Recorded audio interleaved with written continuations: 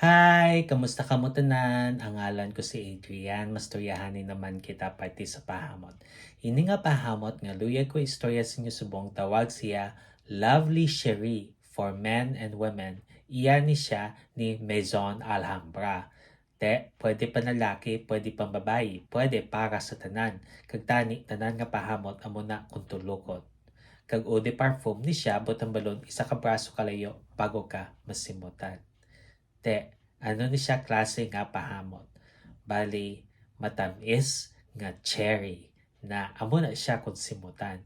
Angay siya sa katamtaman nga panahon. Ang temperatura nga para siya is between 60 to 80 degrees Fahrenheit o kung 16 to 27 degrees Celsius. Ano ang iya nga mga nota? For the top, we have bitter almond kag rose.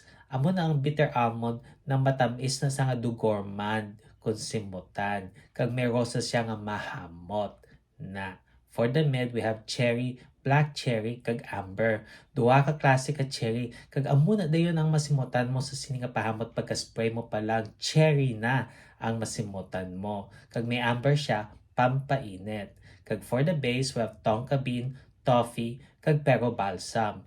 Na ang tonka bean, matamis na siya nga duhilamon. Kag toffee ng panyamis na, no? Namit mo na sa kun kaunon. Galing pahamot ni siya, no? Pasitilawan kasing iban nga mga tao kay kanami mo simutan na.